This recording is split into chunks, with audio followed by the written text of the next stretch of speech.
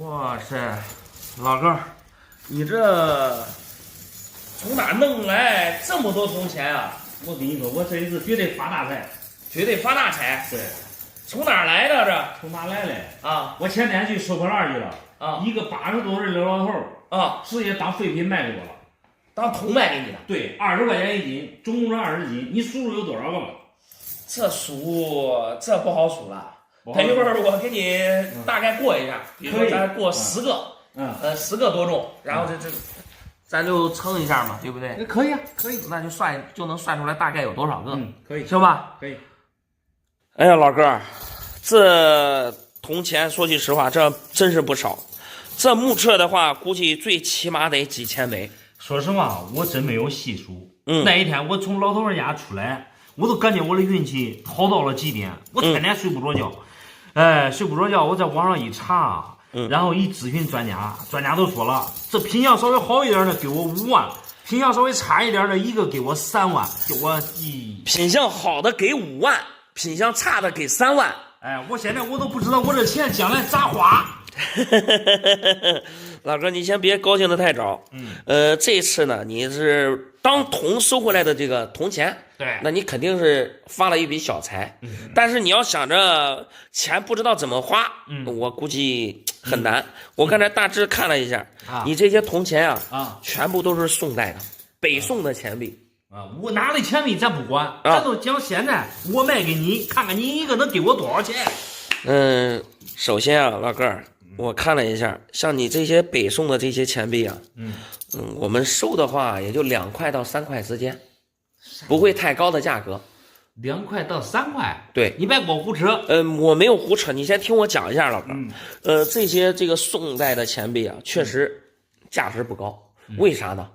你看啊，咱们国家从秦始皇灭六国之后，一直到清代晚期，一直用的就这种方孔的铜钱。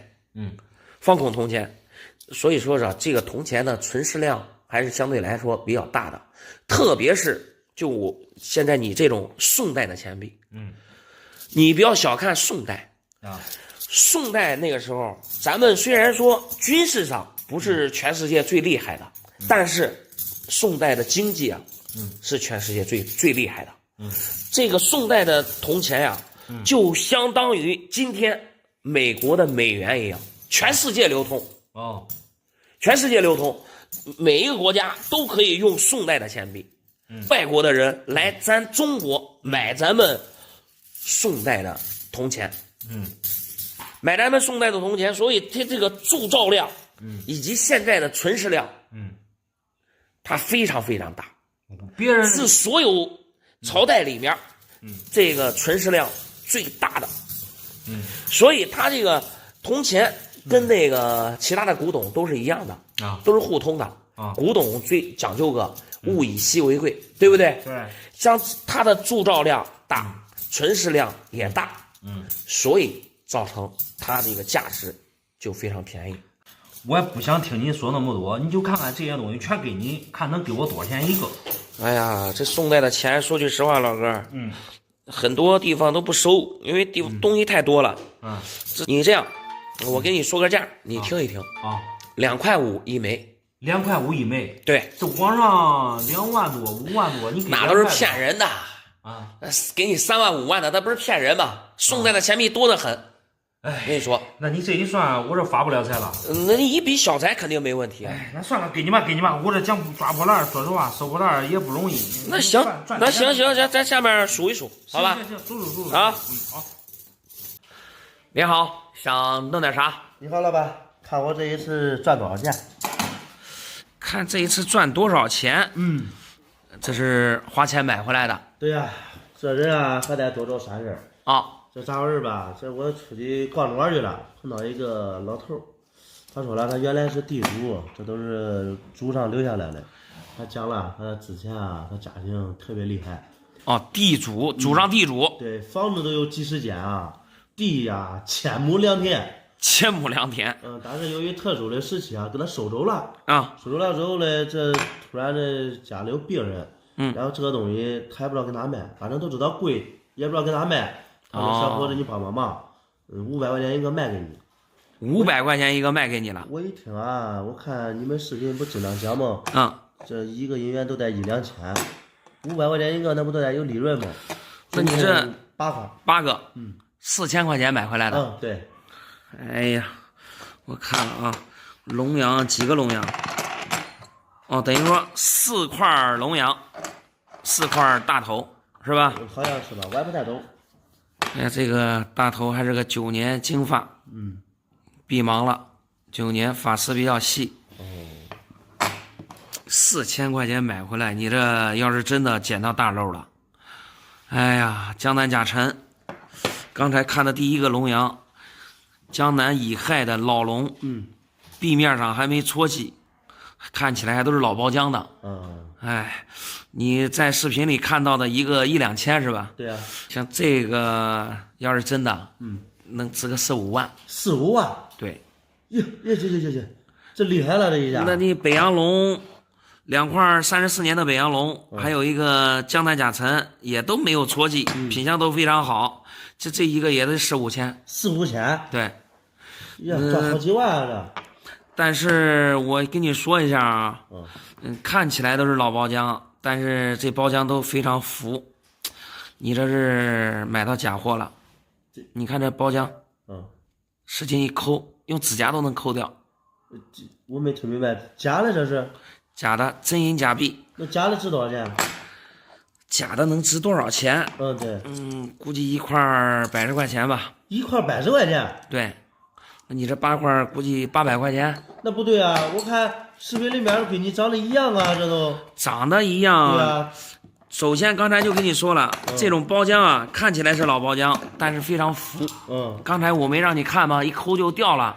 老包浆你抠不掉啊。我不懂这个，我看反正都跟你视频里面长得都一样。再看一下边齿，这边齿一眼假。每一块我随便拿一个吧。好。你拿的太多你也看不清。你看这个，就说这个大头吧。边齿你转一圈都一模一样，明显的壁面有流通痕迹，但是边齿反而一模一样，没有流通的痕迹，并且压力非常弱，所以这就是明显的真银假币。那你听听声音，听听声音，声音特别上扬，感觉很清脆。这就说明含银量达不到。这谁听懂了啊？这几个点加在一起，就非常肯定的说，你被骗了，真银假币。不懂的话，千万不要轻易的下手。我本来想帮他的忙嘞，我都对这完全不懂啊！你完全不懂就不能去瞎想。你就刚才就说了，你说这一个真的一下好几万，你说人家500块钱能卖给你吗？对不对？我都知道它值1、2千块钱。现在是网络时代，你都知道看视频一个能值1、2千，那人家不会看视频能值1、2千。如果说你这还是因为你家里面没有，你没有过多的去了解。你要是家里面放个100块、200块，你肯定也去要了解一下它的价格呀，对不对？那你了解完价格，那500块钱你绝对不会再卖了。是不是？这不懂，老头说的没地方卖。那咋说呀？这也算是你这想捡便宜，吃个亏。东西留着吧，拿回去慢慢玩。那玩个屁也可以研究研究。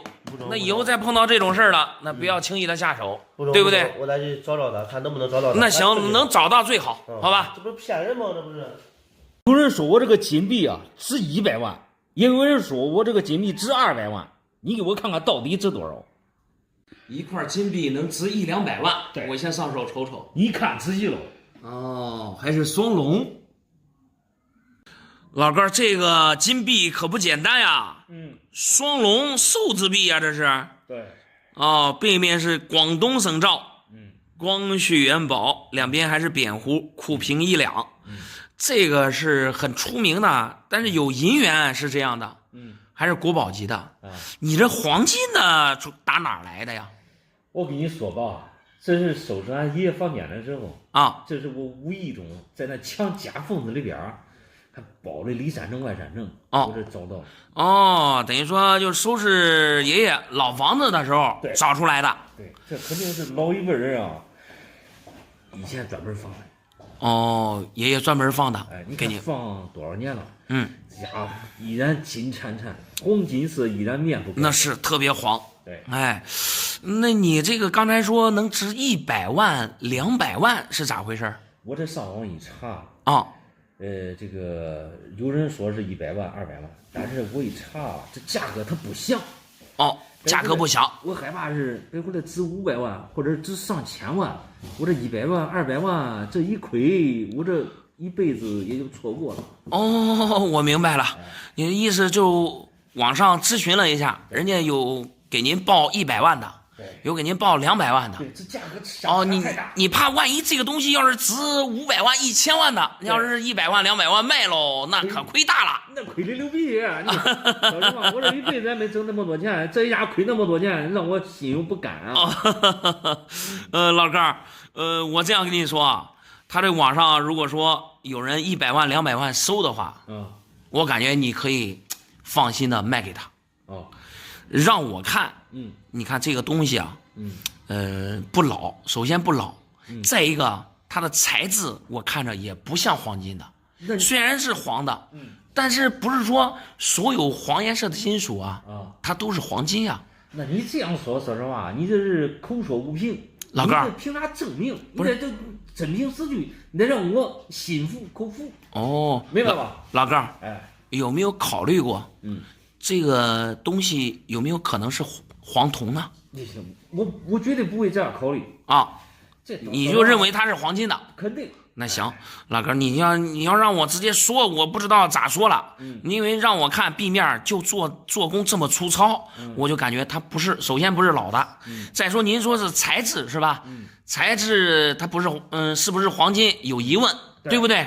那行，咱们现在看一下啊，这上面写的是不是库平重1两？对吧？对。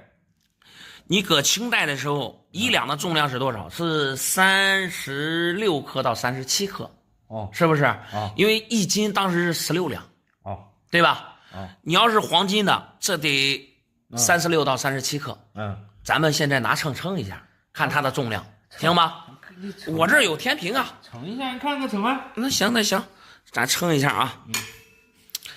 老哥，你看一下，22.9克，啥意思？重量轻了最起码1/3左右吧，不大不了，意思是。对呀，重量都不对，我就因为拎在手上就轻飘飘的，它是黄金特别重啊，明白吧？我想着啊，这个东西，大概率的话，可能是老爷子啊，以前经常逛古玩街，或者是在哪儿，在古玩街淘回来的。都像这样的能值多少钱？值多少钱？它首先肯定一点，它不是黄金的，因为重量不对。再说一下它的做工，就做工这么粗糙，它也不是老的，因为这个，那应该它就是仿品了，假的。然后像这个东西，你要是让我估价的话，我估计几十块钱没问题。生气了。您好，想弄点啥？你还记得我不记得？咋了？上次我叫俺爷房推塌的那个，挖了那个。哦，我想起来了，这东西不是找你鉴定过了，是这东西。我想起来了，你把你爷爷的老房子推了啊，对。然后挖银元呢，最后挖出来的都是铜板。对呀，现在俺爷没地方住啊。不是住你家了吗？俺媳妇现在不叫住了。你媳妇不让你爷爷住家里？对，现在俺爷咋？啊，那这咋弄啊？咋弄？那现在都在想办法弥补啊！俺媳妇也给我生气啊！说的我叫俺爷的房子挖塌了，俺爷现在不愿我的意了。那肯定呀，你这老人，当时我记得挖之前我就说了，你最起码你得给老人家先找个地方住啊。那不是当时住俺家里，想着挖出来银元给你盖房子了吗？那不是没挖出来吗？对不对？一时失足千古恨。你这今天是咋回事？上次不是找你估价了吗？现在我不是多少有点小心思啊，我想卖给别人看能不能价高一点然后都卖给别人了，现在没人要这东西，没人要啊。对，我当时我就说了，这玩意儿不值钱。哎，他现在不值钱，值钱也好，不值钱也罢。不过嘞，你得仔细看清楚这一次。你别倒，你要倒这儿你别倒，你要倒地上吧，你倒地上，那倒地上太脏了。对不对？太脏了。这也是钱，老板，这一个也得几块钱呢啊！但是当时说的好像是，哎，慢点。当时说的是多少钱来着？你一个说5块，一个5块是吧？对，啊，我都不倒完了，一会儿再捡捡麻烦，知道吧？哎，你看你挑捡捡你看，不倒完也不行啊，一会儿不得去数一下它的数量？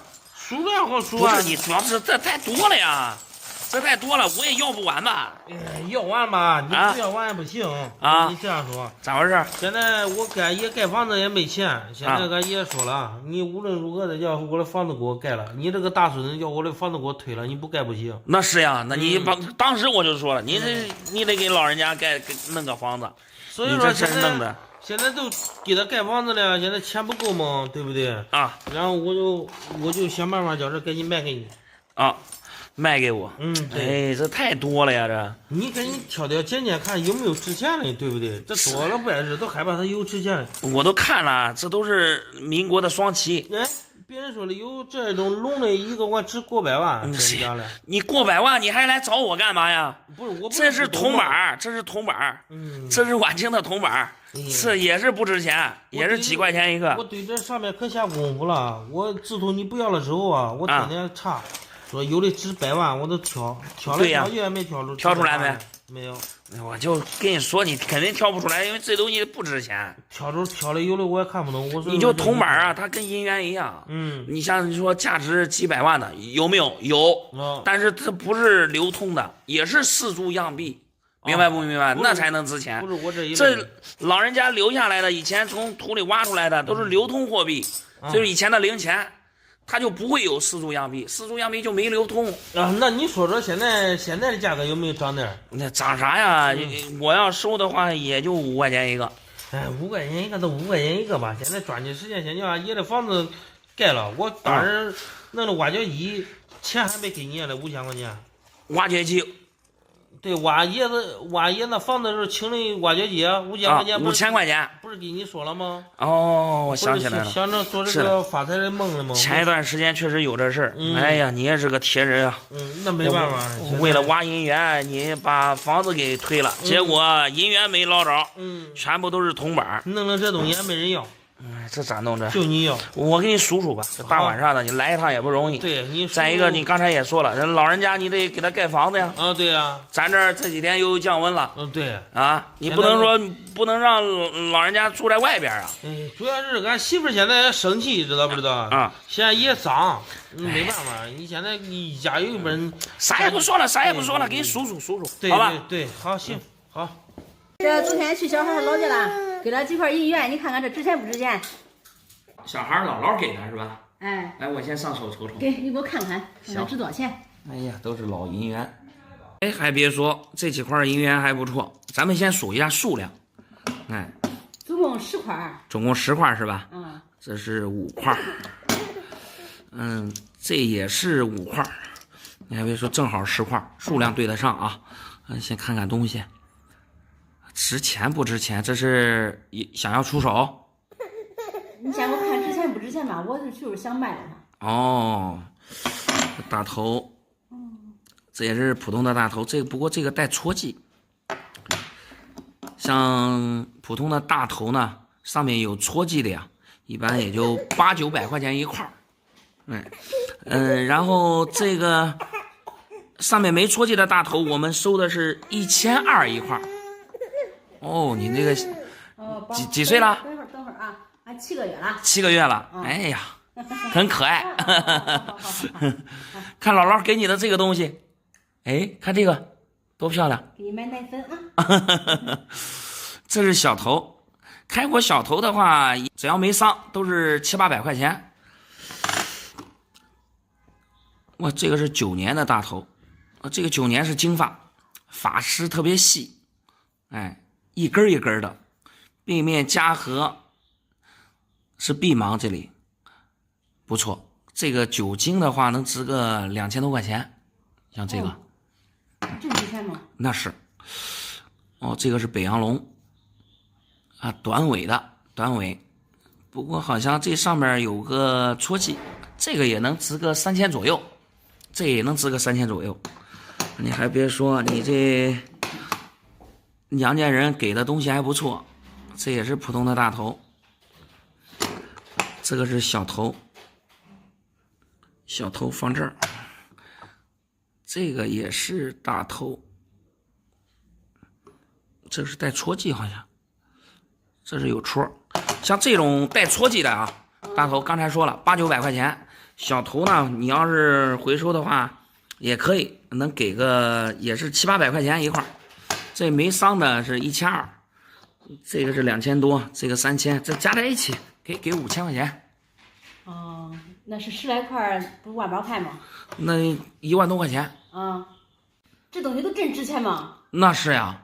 咦，那我都不知道这东西都是值钱的。小时候俺家，我跟你说，我都知道，俺家有几十块嘞。哦，家里有几十块啊？那看来你们家以前肯定是地主。咦，我也不知道俺一家以前是啥，我也没有听俺妈讲过，就知道家里有这东西。哦。这我不中，这我得回去还得。啊。这我上边还有个哥，下边还有个弟弟嘞。哦。他俩一人都分了20多块嘞。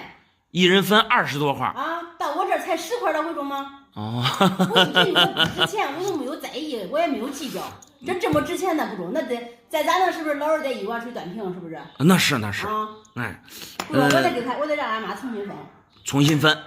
对，重新分。哦，那行，那这你要是一个，你要是哥哥弟弟，你要是多分个1块2块的，那就不说了。你说哥哥弟弟一人分20多，你这才分10块，确实有点少了。我跟你说，这2块值钱是吧？啊。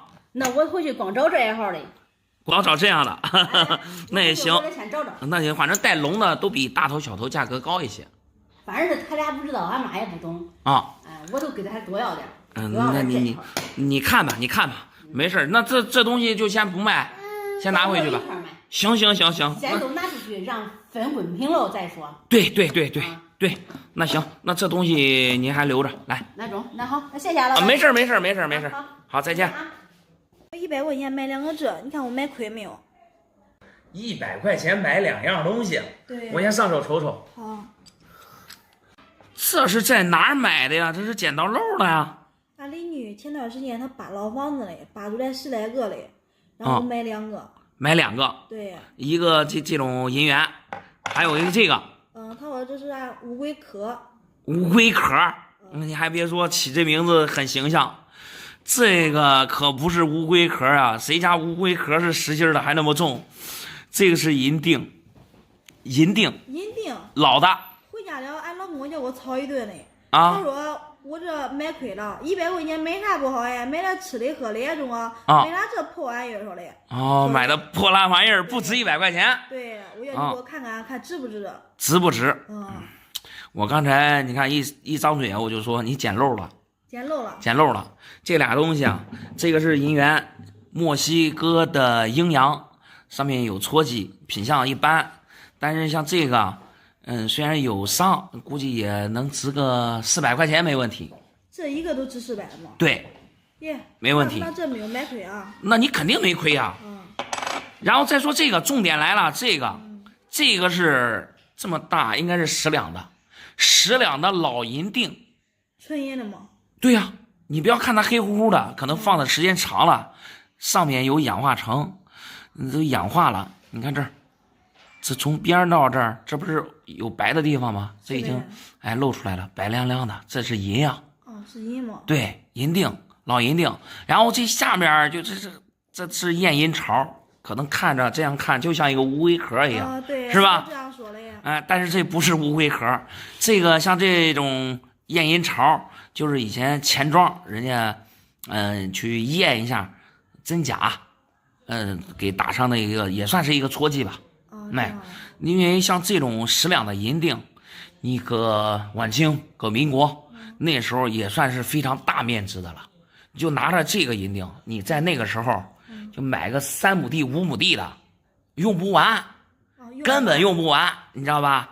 根本用不完。然后像这，比如说你们家有银锭了，你平常你都花的像铜板了不起，花大洋就这银元，你用不了这个，都存在钱庄里面，就像现在的银行一样。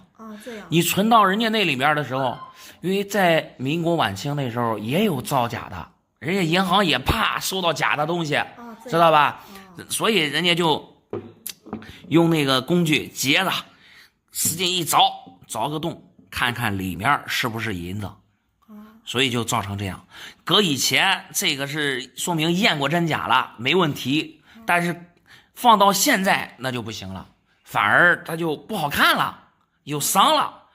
这个银锭呢，如果没伤，这个具体上的落款我不知道，因为像这一般上面的落款字啊，都是它有时候是哪个地方做的，或者哪个工匠做的都有，但是这个可能是包浆比较厚，看不清。但是一般如果没有验银潮的话，像这个10两的银锭一般得1万多块钱呢。1万多的吗？对呀，1万多。但是现在有验银潮了，它就价格跟银元一样，大打折扣，但是也怎么着也得值个大几千块钱没问题。那我这赚了不少啊。那你肯定赚不少呀。你老公说这是什么破铜烂铁破烂玩意儿啥的，那是他对这个不懂，他对这个懂了，我估计那不是人家你邻居扒房子是吧？扒10几个是吧？对，弄不好他就抓紧时间把人家剩余的都给买回来，哎，确定没问题。今天咱倒要不要出手？你要换成钱了，回去你老公肯定就不会再那样说你了。这一说，之前那我不出手了，啊，我等我问他剩下的那几个卖没有，没卖我都给他买过来。那可以，哎，你不过都是邻里邻居呢，是吧？这是人家家里挖出来的，你多少多给点是吧？你这第一块你不知道真假，你给100块钱是吧？你这下面你也知道价格了是吧？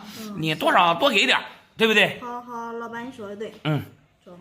你好，想弄点啥？你好，老板，我这有一件祖传的宝贝，来历是非常大，不知道你能不能收得起？来历非常大，宫里流出来的东西。皇宫吗？那肯定啊。我能把眼看看吗？你看看，这有龙，还有凤。我的天呀，有龙，有凤，对，从皇宫里带出来的。这还用讲吗？有几个宫啊？再说老百姓家谁敢用龙啊？哦，那他这看来历非常大呀。这我再给你说道了啊！我听俺爷爷讲啊，俺的祖先啊，当时在皇宫当带刀侍卫，应该是正六品，大内侍卫。对，保护皇帝的。那是正六品。正六品。当时由于这个兵荒马乱嘛，八国联军去北京的时候，就慈禧、光绪那会儿。对，慈禧带着光绪帝不是跑了吗？带了一批人，但是并不是所有人都能顾上。当时兵荒马乱的时候啊，俺先祖啊也有眼光啊，当时都是从宫里捎带了很多东西。但是这一件特意选了，你看底部。那皇宫里的东西能随便带出来吗？呀，当时八国联军都进北京了。对不对？当时已经没有制度了啊，就反正就太后、皇帝都跑了。对，当时本来俺先祖都是带刀侍卫，有样法。明白了。然后留下来很多东西，这一个注重说了，千万不能买这个。首先有龙有凤，这个据说应该是一对儿，但是可能流传下来只有一个。但是价值也不低啊。我看了，这上面写的是乾隆年字。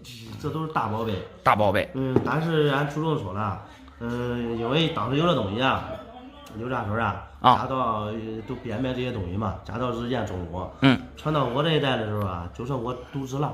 独子了之后呢，这30多人了还没结婚，说来有点可笑。实在没办法了，也没东西卖了，我要将这个卖了，成家立业，先传宗接代。明白了，祖传的宝贝，对，从皇宫里带出来的，绝对真。然后现在30多岁没结婚的，然后准备把这个卖了，买房买车，娶媳妇儿。说出来丢人，不过也没办法。那你这来历这么大，想卖多少钱？这个刚刚我就说了，一代一代传下来的，我一直研究过这个东西。之前有香港人给我们报价，他预计给我们出的是3000万。3000万。这都得要早10年前了，10年前就值3000万。对，那你的意思现在得更值钱了？我估计是这样。那行，你看啊，来历你也讲了，想卖多少钱也说了。对，那下面你既然来到我店里了，那我也说两句。可以。说的有不对的，您见谅，好吧？好，谢谢。首先啊，像您说的是宫里的东西，咱不看落款啊，先说这个工艺。你搁清代的时候，它有个成语叫雕龙画凤，是不是？对啊。为啥说雕龙画凤呢？那得是人手工去雕。但是我看到这件东西啊，这上面虽然有龙有凤，对，仔细看的话，这不是雕刻上去的，而是就那种浇铸而成。就比如说这是铜的吧，用铜化成水儿，然后呢找一个模具往里面一浇，变成这样的。那不是更值钱吗？那这工艺不对，工艺不对的话，那就有可能不是老的。再说一下这个其他的做工，你看这上面啊，全部都是打磨的痕迹。皇宫，它一般啊都有专门铸造这些东西的工匠，对，人家都弄得都非常精致。你看这明显的就没打磨好，从侧面的印证啊，这个东西也不是老的。另外再说一下这个落款，乾隆年字，就凭这4个字的落款，我就知道肯定也不是老的，这电脑的字体了。你搁清代下面的落款，就得是字啊，感觉非常有力，有力度，这软绵绵的，我看着不行。您刚才说是。人家10年前给你3000万，你当时应该卖给人家。当时还没传到我手里嘞，还给俺爸手里嘞。那如果说这件东西让我看的话，在古玩街上啊，我估计啊，也就几百块钱的事儿。几百块钱？对，几百块钱。我跟你说这个东西啊，我要放到博物馆里，门票你都不止几百块钱。那对，有可能我的眼界还不行，再找高手给你看看。我给你说一句忠告吧，不是有可能，自信一点，是白买你眼界不行。对。老板，你给我看看俺对象给我下的这个彩礼值不值100万？什么样的银元能值100万？我先上手瞅瞅。好的。你说这块银元算是对象给的彩礼？是嘞。啥情况啊？这怎么下彩礼给这个银元呀？前2天俺男朋友去俺家去下礼去了。然后说嘞，他家里面有个传家宝，最低能值100万。就是这块银元。对，然后他说的意思是手里面现在没有那么多现金然后说的先把这个传家宝，然后给抵彩礼了。明白了。我看了这块银元啊，不简单，奉天省造，癸卯，库平1两，这个银元在银元界啊，比大熊猫都珍贵。那值钱吗？可以说是国宝级的。国宝级的，那真的能像他说的值100万吗？那他说值100万，说实话，我觉得就说的太少了，太保守了。太保守，一直值更多吗？东西如果没问题的话，就这块币，能值4、5千万。哇，这上千万吗？直接？那肯定呀，因为去年，拍卖会上出现过一枚，因为当时说的是孤品。孤品？对，孤品是对，就这一个，然后拍的是4500万。我的天！我不知道你老公从哪儿又弄来了一枚，这个东西我觉得不太对。不太对啊！首先你看啊 ，PCGS 从它这上面的字啊，还有它这个 PC 的标，我看着盒子没问题，并且它上面也说的非常清楚 ，PR70就是70分，最高分了，银元最高分就是70分。PR 的意思啊，就是现代工艺品。现代工艺品。对。等于说这个应该就是现代工艺品，在 PCGS 那儿评级了，入盒了。假的能入盒吗呢？但是人家上面标的清清楚楚啊，就是现代工艺品啊。现代工艺品，假的仿品，拿点玩的。那能值多少钱？能值多少钱？那这种假的那也就100-200块钱了。100-200？对，可不带万。我的天，那俺男朋友这家里面人这人品可是有点不中啊。那这咋说呀？那确实，那你要是从这儿看的话，你当时要彩礼要了多少钱？彩礼嘛，彩礼俺那都是30万最低。30万的彩礼？我的天呀！现在的彩礼果然够高。那不是现在男多女少吗？那你不管那一彩礼你要多少钱吧，这是两家人商量的事儿。是嘞。但是你要是说拿这种假的银元来糊弄人，那就说明这个性质就不一样了，对不对？这家里面人不中，品德不行。那是，你回去咋弄？给他回去问一问看。那我咋解决？肯定回去得问问他，是他弄吵来还是故意的，是不是？那是说清楚，那得说清楚，一辈子的事儿。这逼的不简单。这要是真的，你想一下，这几千万，你就拿着这东西，要是真的，你就拿着出门，你就得最起码得请俩保镖保护着你。咦，那你说这，我得赶紧回去找他去了啊！我得赶紧回去找他，问清楚这个事情。那是，不是小钱，那最起码不能骗人，对，对不对？找好。好，行。怀疑啊，这都不是俺亲姐，我给他借钱买辆车，他给我2块破银元。啥情况呀？我先上手瞅瞅。你看看这2块破银元，你说这能够买辆车吗？哎呀，老弟，这2块银元不简单啊，都是照币总厂。这个是 XF45分，状态还不错，原味包浆。可惜这边的字口有点弱打。不错呀，不过你要卖了这2块银元买车是吧？对啊，买车得花多少钱？首付款8万就够了。首付款8万？对。那你8万的话，肯定这2块银元不够。不够啊，不够没事啊，这是俺大姐嘞。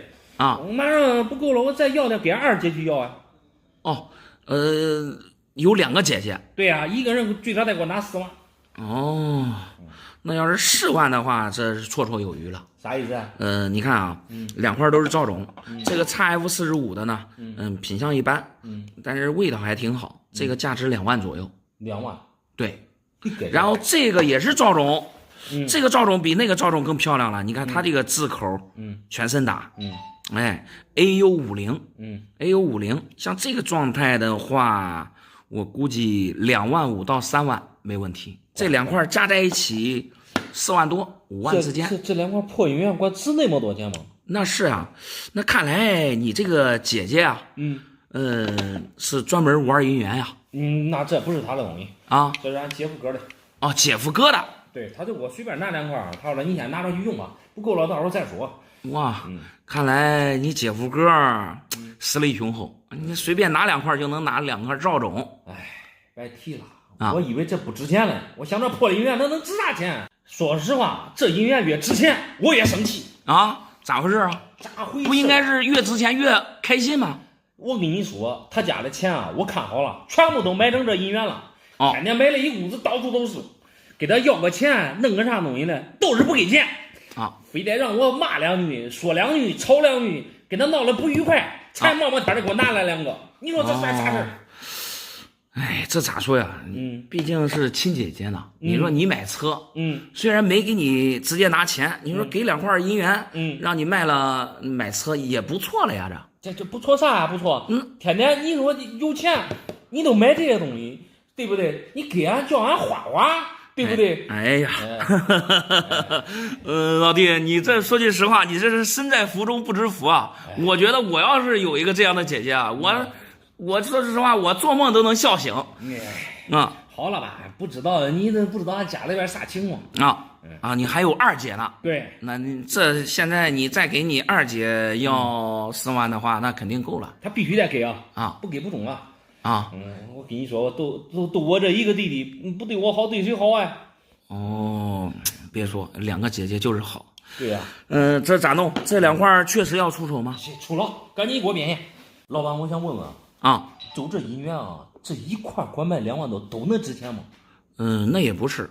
那有值钱的，有不值钱的。你像普通的大头小头，一个才1000元左右，1000多块钱是吧？说实话，我这买车是首付我有个想法，因为俺姐夫哥的银元比较多都在桌子上搁着，我看他成大摞子。我明天我上他家，我多拿个几十块，我白首付了，我还得还贷。我直接一压，我买个全款车。这咋说呀？想法很好但是咱做人要有原则呀。有啥原则？给是你看给是给的，要是要的，但是你要说直接上手去拿，这就不合适了吧？我跟你说，我这个老爹，我贴上去，我跟你说，我不信他不给我10个8个的。那要可以，你看只要姐夫给你的，对吧？那你要多少那都不要紧，但是你要说自己偷偷拿，那性质就变了。我拿几个也不碍事，你赶紧给我算。你要这样，不是老弟，你要这种想法真不行。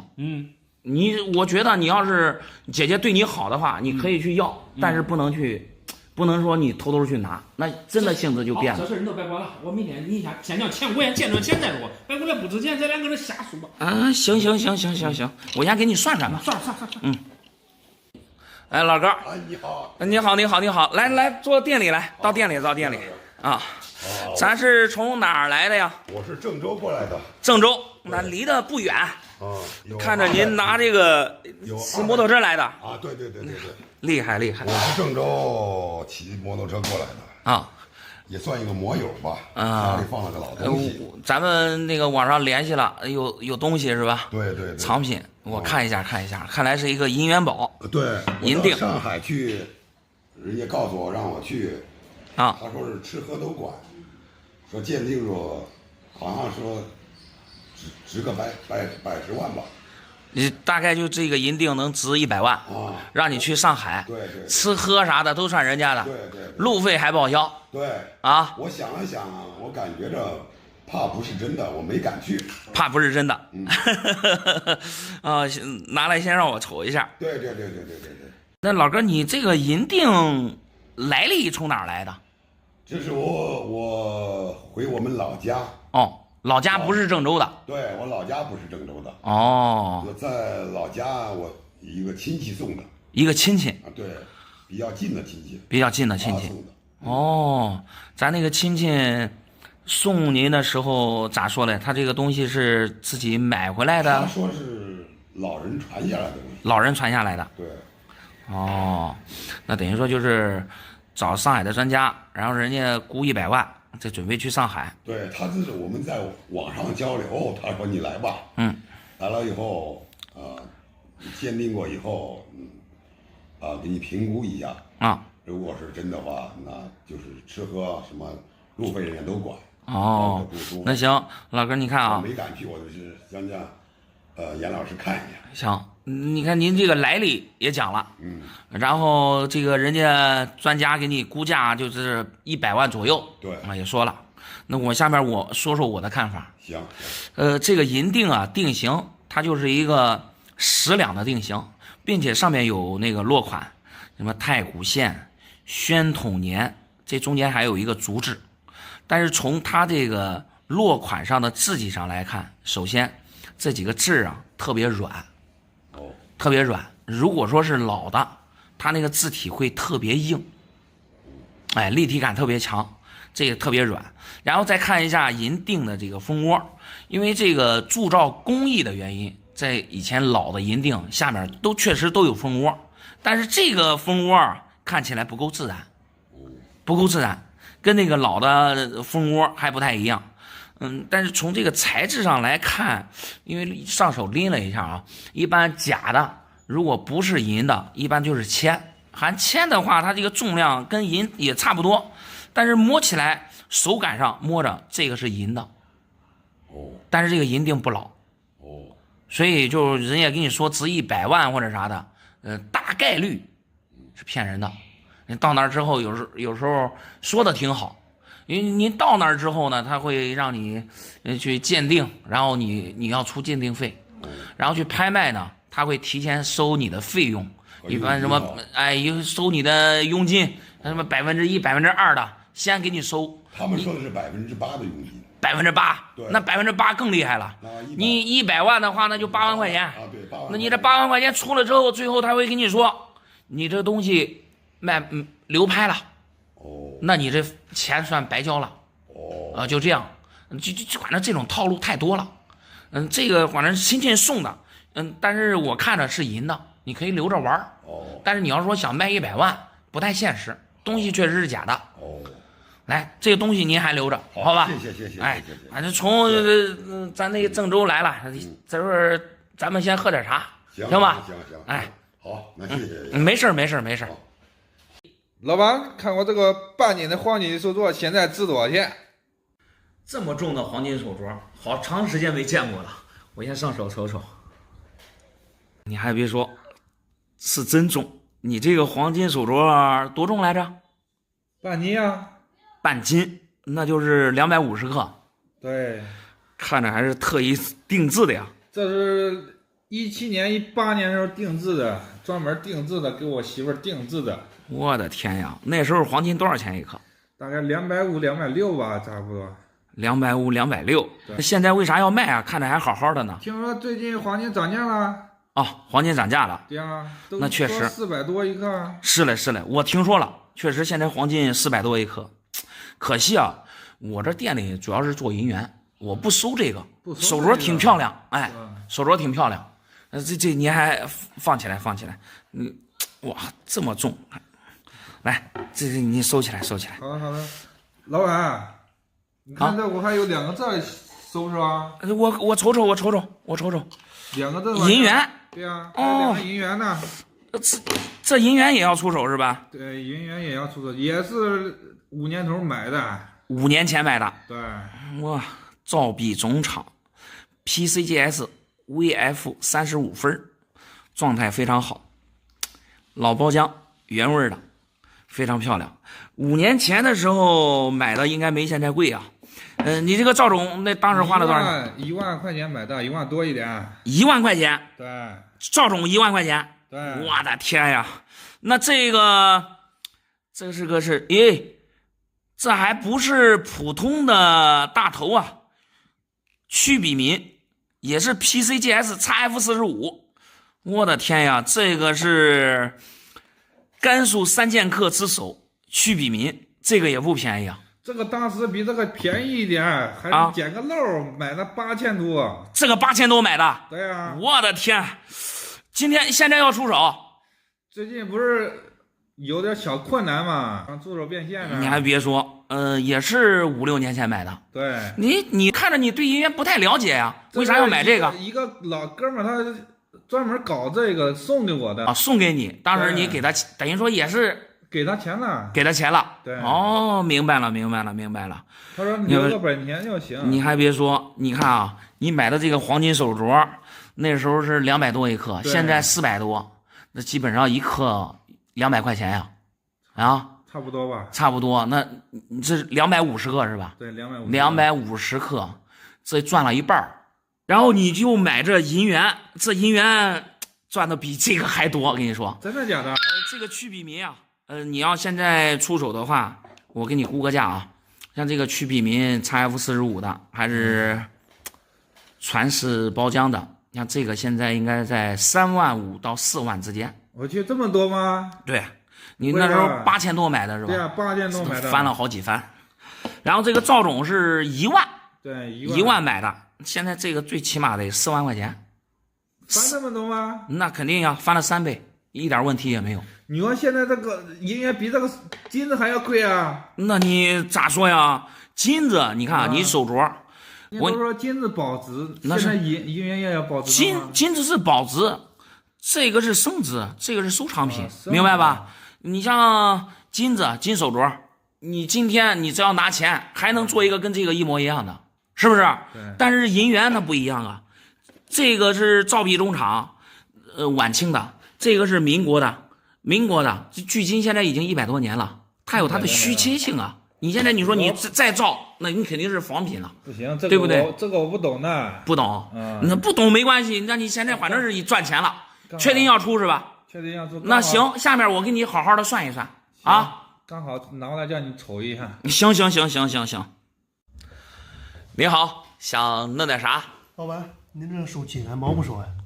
金元宝。我的天呀，金元宝，这金元宝碰到的少。你说银元宝，我这见的不少，但是这种确实很少见。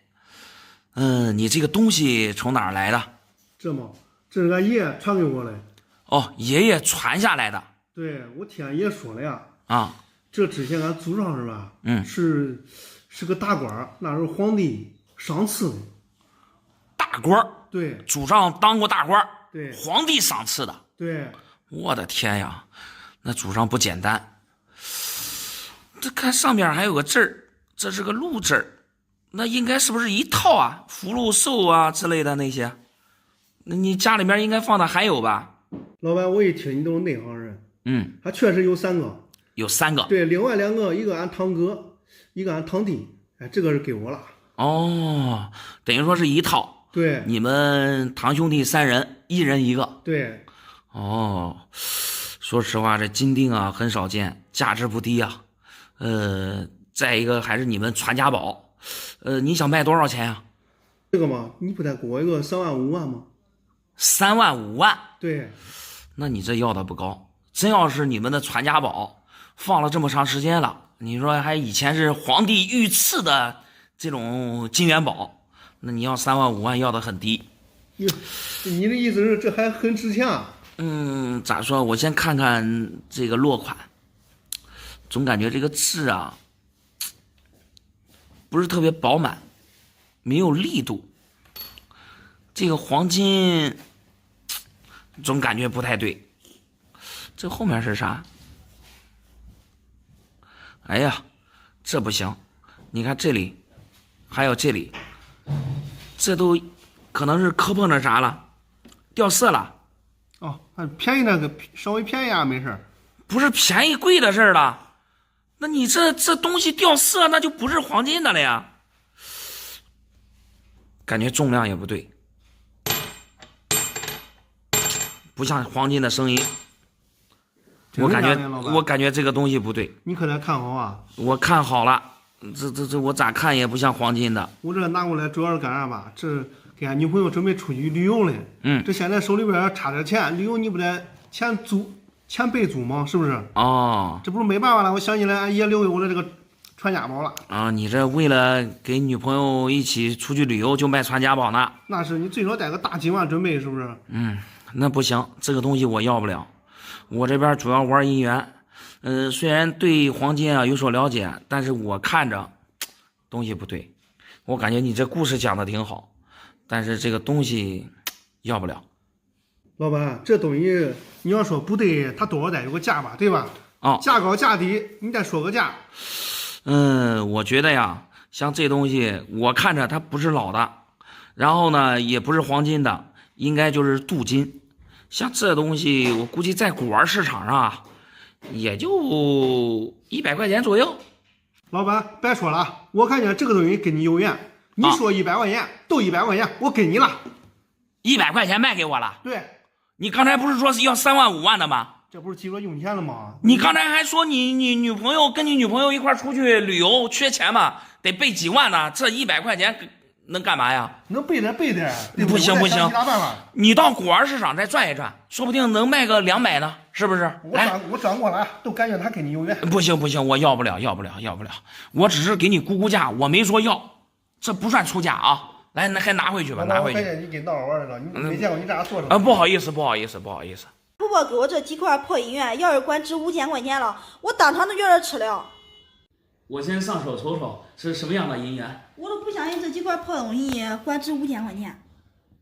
这几块银元算是你婆婆给你的。对，俺结婚的时候，俺婆婆说了，结完婚给我备一份大礼。这都是她给我备的大礼，给她家还宝贝的不能行，说的祖传的。那确实，这银元啊，在谁家里边啊，都算是传家宝，传了肯定是几辈人了。这算啥传家宝哎？那之前俺家也有。你们家也有？对，我都卖过。卖过？对呀。你卖了多少钱？一块100-200。100-200块钱？对呀。你想着这一块100-200，这有几块来着？8块是吧？对。这8块那估计也就1-2千块钱。是的呀。你这是啥时候买的？哎呀，管有10来年了。10多年了。那是，那10多年前啊，银元确实价格没现在高。但是这个银元呢，你可以仔细看一下啊，我这里面有大头有小头，我看还有2个龙阳。龙阳呢是晚清的，大头和小头是民国的，距今啊都100多年了。这是算是古董了，越放越值钱。你10几年前可能确实一块100-200块钱，特别是像这大头小头，但是价格现在都涨了呀。像这种大头，壁面上只要没伤，一块现在我们收啊，1200。一块能收到1200了吗？对，像这种壁面上有伤的，你看这个带戳记，这是以前钱庄为了验银元的真假打上的戳记，有戳记的这种呢，一般也就800、900块钱。哦，800、900。对，然后像这个小头的话，只要壁面上没伤，现在也是800、900啊一块儿，是不是？然后你刚才一进来，你说是一块儿，总共加在一起，说5000块钱是咋回事？俺老公说的，这管值5000块钱，这哪管值5000块钱？我不相信。他说的，你找个专业人士去看看嘞。这我不是上你这来了吗？叫你给我看看。明白了，明白了。你看我刚才给你大概也报了价格了，那值5000块钱肯定是没跑了，只多不少。这2块龙阳我刚才没看，但是我看了一下，这个壁面上有划伤，这个品相也不是太好。这个江南龙、江南甲辰上面好多戳记，你像这种龙阳也就2000来块钱一个，这2个就4000块钱没跑了，是吧？那肯定是超过5000。这小头一个800、900，4个也是几千块，这放在一起大概也就1万左右。1万左右的吗？啊。那老板，我卖给你吧。不是，刚才你不是说你婆婆刚刚给你们的吗？是。现在出手会不会不太合适啊？这有啥不合适的？他给我了都是我的了。那之前俺老公给我买的化妆品都不好，我现在都缺一套好化妆品嘞。我这卖给你，我回去买一套好化妆品用用嘞。哎呀，那是这个理儿啊！你看你婆婆给你了，肯定就是你的，你想卖也行，自己留着也可以。但是咋说呀？因为我听你这话，好像是你跟你老公刚刚结婚是吧？对。你这现在你说刚给你传家宝呀，咱就卖了，我觉得不是太合适。另外，你这个卖这个传家宝，是不是跟你老公商量一下？这有啥商量的呀？这给我了，我当家。这没啥商量的，我想卖了的。必须要卖。对。那行，那你要不要跟你老公打个电话？不用了，这个主我还是能做的。确定好了？确定。那行，那我下面给你好好算一算。好。好嘞。您好，想弄点啥？你好，老板，俺这个同学啊是真大方，几百万的东西说给我都给我了。几百万的东西，同学送的。哎，俺这个同学啊也是真有本事，有啥说啥啊。小的时候我都看他特聪明，人家现在在香港发展的那叫特别好。在香港发展，前2天回来了，开个大奔驰，真漂亮。然后请我们这帮老同学啊，又是吃饭又是唱歌，反正各种招待。他悄悄的要拉一边送给我一个这，因为我对这完全不懂啊。我说他还没跟你说，我网上一查查，怪嘞，一家几百万。俺这个同学还记得我小时候对他的好，哎，叫高兴坏了。我这刚好这需要用钱，我准备把它卖了，改善一下自己的生活。想把这块同学给的银元出手。是你同学给你的。对，不错。这个我刚才看了一下是原相飞龙啊，还能呢，铅制版的。对，我看到了，铅制版的，70分，PR 70分。对，这个东西如果是老的，这确实带铅制版的这个飞龙特别贵，不是普通的，因为普通的不带铅制。对，你像这个最起码得几百万，确实。是嘞，老板你果然有眼光，那给你吧。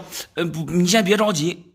你刚才也说了，这得是老的，你没仔细看吗？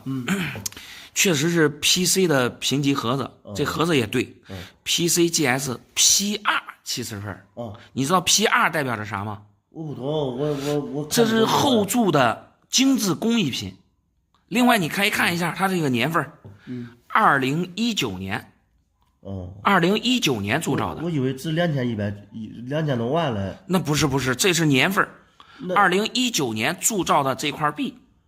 那这才没几年啊，不算古董啊。对呀，他要是正儿八经的老的原相飞龙，那是1916年，那时候袁世凯正式当那个皇帝复辟当皇帝，那时候铸造的，留着纪念。但是这个是后做的工艺品。那他的话说这有盒子的。那盒子也对呀，人家上面标的很清楚呀，后做的工艺品啊 ，PR 意思就是后做的工艺品。那他管值多少钱？能值多少钱？这个我估计100-200块钱吧。多少钱？100-200。几百万换成100-200？对，这是工艺品，不是老的。我估计你朋友啊，他可能是喜欢银元，但是你说他就是再大的老板，他不可能说几百万的东西啊，随手就送人，是不是？他即便是说你们关系好，能给你送几百万的东西，那他就真是送这个几百万的东西的时候，肯定也要给你说清楚，要给你好好放好，是吧？也保存好，收藏好，那也不会说让你拿着玩，是不是？你没看错吧？这落差也太大了吧？你再仔细看看。我没有看错，这上面标注的非常清楚 ，P2，就是工艺品的意思。如果说是那种普通的原样飞龙，它要如果分数前面它会有 MS，明白吧？如果说是这种签字版的老的签字版的原样飞龙，那一个能值几百万的那种，它上面的分数前边啊，它标注的是 SP，明白吗？咦，这不让我白考英语场吗？我想着我这几百万让我改善生活了嘞。哎，这也是同学给你的一个心意，小玩意儿，是吧？是白考英语场，那这样吧，看见这饭，那给你吧，我还不要了。我觉得啊，我不建议你卖，刚才就说了，价值100-200块钱，同学送给你的，对，你可以留着在家里玩，是不是？咱不能说。你说想过上好生活，咱还得靠自己的努力，对不对？你不能说谁给你一样东西能值几百万，这样也不行，是不是？这个东西你还拿回去吧，好吧？是，像白考英语场，我想说改变我一生了，这也不给我直说，一回去我得好好修那一顿。行。